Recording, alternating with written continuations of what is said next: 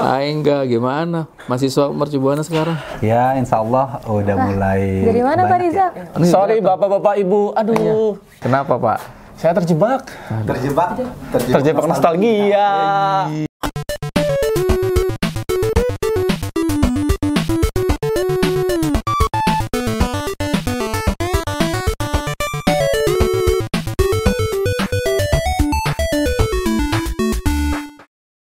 Oke, saya lanjut ke Kak Thalita ya. Seminar buat mahasiswa yang sudah semester akhir gitu kan, itu seberapa pentingnya tuh Kak Thalita? Ya, menurut saya sangat penting ya. Mungkin kalau di rating 100/100 gitu ya. 100%. Iya, karena kan itu mungkin seminar yang kita adakan itu kan lebih ke soft skill ya. Ya mungkin tuh mereka belum dapat gitu di akademik gitu dari prodi gitu. Jadi kita bisa nih nge-provide itu semua dari misalkan personal grooming gitu. Terus kita juga ada workshop untuk pembuatan CV, simulasi teknik wawancara, dan kita tuh juga nggak sama dari mercu-mercu aja nih, kita juga ngadirin narasumber yang berbakat di bidangnya gitu. Jadi langsung siap terjun di industri gitu ya? Betul. Kadang-kadang gitu tuh mahasiswa, dia secara akademis nilainya bagus, tapi ketika presentasi atau mau ngelamar kerja, gugup kan, terus wah kok berasa canggung, wah itu harus ikut pelatihan nih. Ya, apalagi kan sekarang banyak banget isu tentang Gen Z ya, gitu. Iya. Nah itu tuh kita silahkan datang ke pelatihan di Biro Karir. Tapi ini khusus untuk semester 5 dan 7, 5-7. 5-7 ya, supaya nggak red flag kalian ya, ikut pelatihan di Biro Karir teman-teman gitu. Oke, Pak Hari, di kegiatan kampus itu kan banyak banget ya, lomba-lomba gitu kan. Mahasiswa juga pastinya antusias untuk ikut lomba ini, lomba itu gitu kan. Betul. Tapi kan jangan sampai nih si mahasiswa udah giat banget ikut lomba, tapi ternyata zong itu ngajuin beasiswanya malah nggak tembus gitu. Apakah ini sebaiknya mahasiswa konsultasi dulu, Pak kalau saya lomba ini dapat atau enggak, atau jalan dulu aja nanti ngajunya belakangan, itu baiknya gimana Pak? Kalau sebelum jalan sih sebenarnya konsultasi dulu sama prodi atau UKM-nya mau jalan lombanya seperti apa. Nah setelah menang lomba, nah itu diajukan lewat surat rekomendasi dulu dari si prodi atau UKM-nya, ditujukan ke Biro Kemahasiswaan dengan mengisi linknya yang sudah dikasih tadi, Excel-nya. Nanti habis itu linknya sudah diisi, hard copy-nya dikirim juga ke Biro Kemahasiswaan biar kita data sebagai link prestasinya, dan untuk apresiasinya nanti kita ajukan. Nanti kan ada ketentuannya tuh. Nah, ketentuannya nanti link apresiasinya itu dari apresiasinya itu nanti kita akan klasifikasikan gitu. Nah, klasifikasi itu mengenai lomba UKM sama lomba yang akademik itu ada klasifikasinya Pak ya? Ada yang apa? Tadi regional, nasional, apa lagi gitu Pak? Ya. Nasional gitu ya Pak? Ya. Di situ ada yang dari regional itu minimal dari 4 universitas. Terus ada yang dari tingkat nasional itu dari 4 provinsi biasanya. Nah universitasnya itu terserah ada berapa banyak, minimal sih kalau ini ada 10 dari universitasnya, tapi paling nggak 4 provinsi yang mengikuti kontrak nasional. Nah kalau untuk yang internasional itu dari 4 negara. Dari 4 negara yang mengikuti. Nah itu apresiasinya nanti diberikan beda-beda juga sih, berdasarkan nanti dari SK rektor turunannya nanti. Ya, itu ada detailnya nanti. Kalau yang lomba nasional segini. Ya, gitu betul. Nah itu nggak semuanya dapat beasiswa ya. Minimal itu kalau yang tingkatnya nasional itu otomatis dapat beasiswa. Ya. Tapi kalau yang sudah punya beasiswa kita alihkan ke pengajuannya untuk dana. Jadi ada apresiasi. Misalkan, gitu, Pak? Iya kalau misalkan dapat dana kontan gitu Pak? Ya, dapat uang. Kalau sudah dapat beasiswa ya, misalkan di awal sudah punya beasiswa nih dari marketing 4 tahun. Nah, nanti dia ternyata mengikuti lomba lagi di luar. Nah, dapat juara nasional. Nah, nanti kita ajukan, nggak mungkin kita kasih double beasiswa dong. Maka kita kasih dana apresiasi. Tapi ya itu, untuk pengajuan apresiasi itu minimal maksimal itu 3 bulan. Misalkan sudah mengikuti lomba 3 bulan mengikuti lomba itu harus sudah diajukan. Tapi kalau lebih dari itu nanti kita catat aja sebagai prestasi, tapi apresiasinya kita bisa tolak. Karena di SK itu tercantum maksimal 3 bulan. Wih, keren. Dapat dana apresiasi, teman-teman. Iya. Jadi, kalau udah beasiswa udah banyak nih, kan jadi dana cash nih.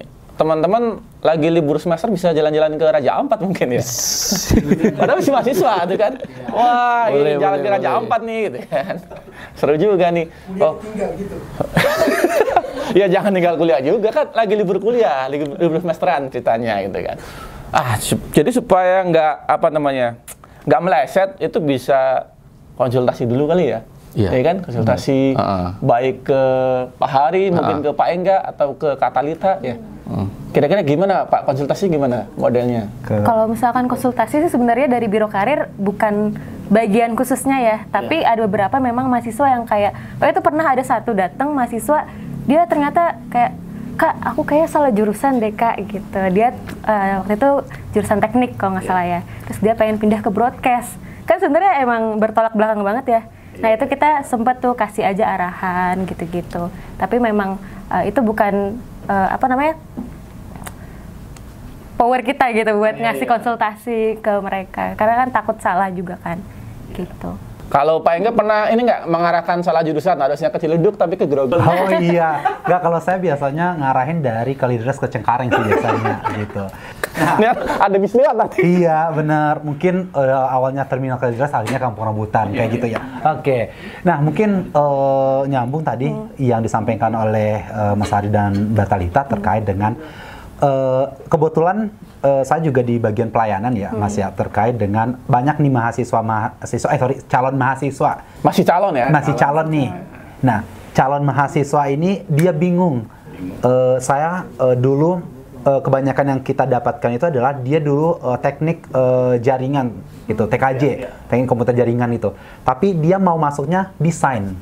Nah, terus kita cuma mengarahkan apakah kamu nanti sanggup dengan desain, apakah kamu nanti sanggup dengan konteks mata kuliah itu nanti kita lihatkan. Ini loh mata kuliah atau di program studi desain khususnya banyak mata kuliah berkaitan dengan studio 1, 2, 3, 4 kayak gitu kan. Nah, khususnya di DKV kayak gitu. Nah, kita cuma mengarahkan, tapi kita tidak langsung menjudge bahwa oh kamu cocoknya mata kuliah ini, kamu cocoknya di jurusan ini, bukan seperti itu. Tapi kita lebih mengarahkan ke mereka bahwa sesuai atau tidak dengan passion mereka tersebut gitu.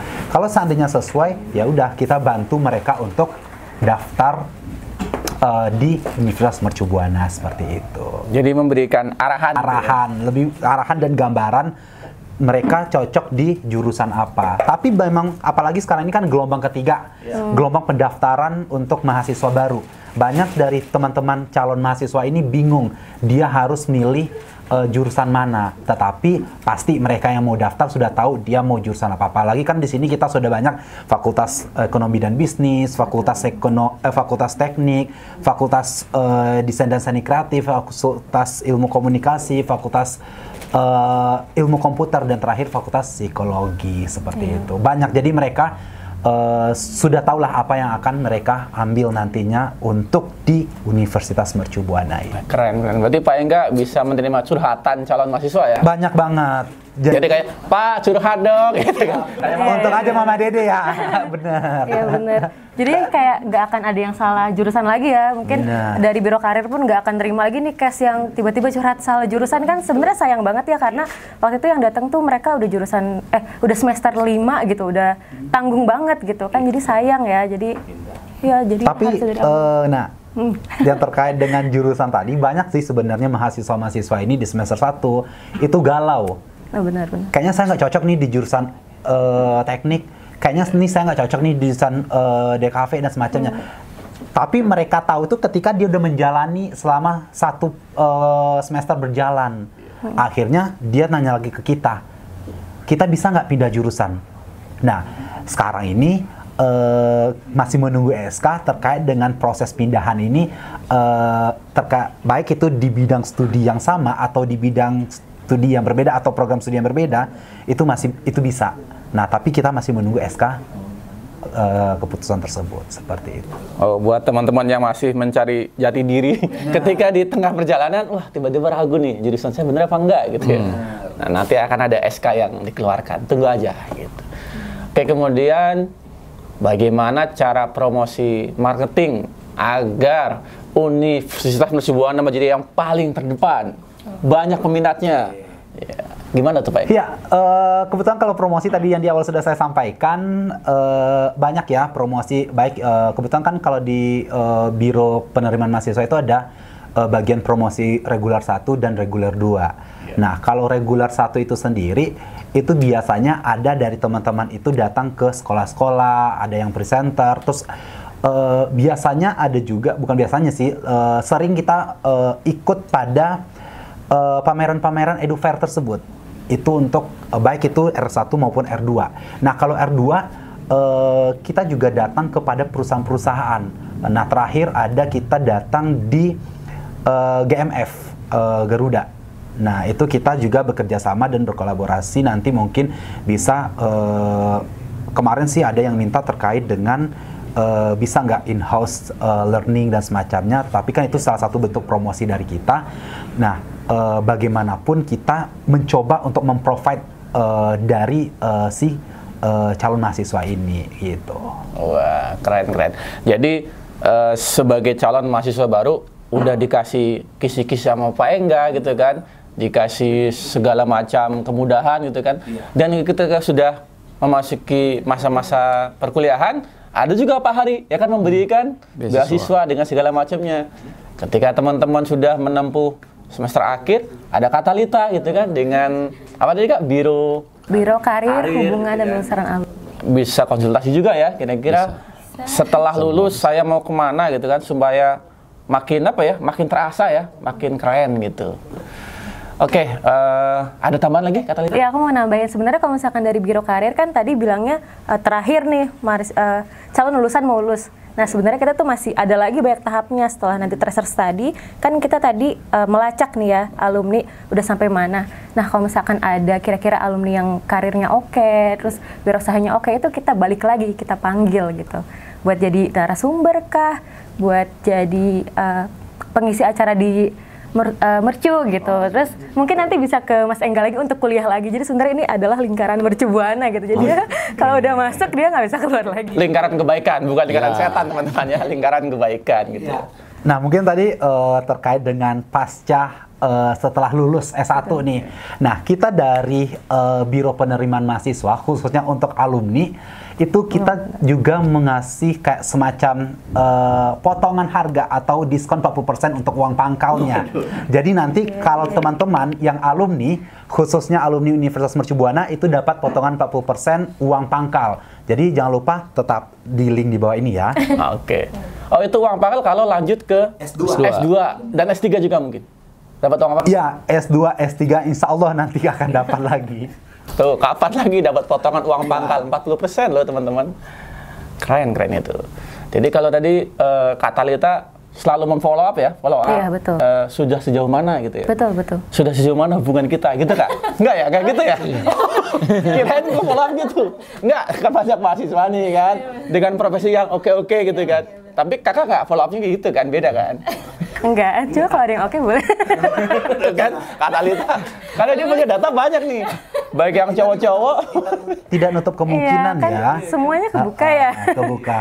Mana tahu ketika bertemu dengan alumni, jodoh kita di depan. Peluangnya gede Katalita tapi Pak Engga kan calon mahasiswa baru. Ya kan? Masih piyik-piyik lah ya. Kalau saya kan calon mahasiswa baru S1, S2 dan S3. Oh iya. Gitu. Iya. Bisa aja. Jadi peluang itu di mana aja pasti bisa. Oh iya. Wah, seru banget nih obrolan siang hari ini. Mungkin sebelum ditutup ada apa ya, petuah bijak dari masing-masing narasumber. Silakan, dari siapa dulu nih? Enggak. Dari panggil dulu boleh. Baik, karena saya dari pintu utama. Pintu atau gerbang utama mau masuk Universitas Mercu Buana. Jadi buat teman-teman calon mahasiswa baru baik itu S1, S2 dan S3, jangan lupa untuk tetap pantau Instagram Universitas Mercu Buana, dan teman-teman ditunggu untuk mendaftar di link di bawah ini sebagai mahasiswa Universitas Mercu Buana. Iya. Kemudian dari Katalita ada tambahan? Oke, tips ya, tips untuk semangat. Sebenarnya harus sadar aja kalau hidup itu berat ya. Jadi Iya, semangat semangat mencari gali passionnya, cari lingkungan yang baik gitu, karena itu nggak akan sia-sia semuanya gitu. Keren. Oke, dari Pak Hari. Ya, untuk mahasiswa-mahasiswa yang sudah mendapat beasiswa, ya kuliahlah dengan yang benar, soalnya susah untuk mendapatkan beasiswa itu. Dan yang belum mendapatkan atau yang sedang mencari, nanti bisa dibuka di link Instagram Biro Kemahasiswaan. Nanti di situ ada informasi-informasi, di situ juga ada tentang gimana caranya beasiswa dapat. Sih kayak gitu sih. Oke, keren. Yuk, tepuk tangan semuanya. Yeay. Oke, demikian obrolan seru kita bersama biro-biro yang ada di kampus kita, Mercu Buana, dari penerimaan mahasiswa, ada biro karir, dan ada biro kemahasiswaan ya. Betul. Oke, semoga teman-teman mahasiswa semakin rajin kuliahnya dan mendapatkan prestasi yang maksimal di kampus kita tercinta. Terima kasih, sampai jumpa lagi.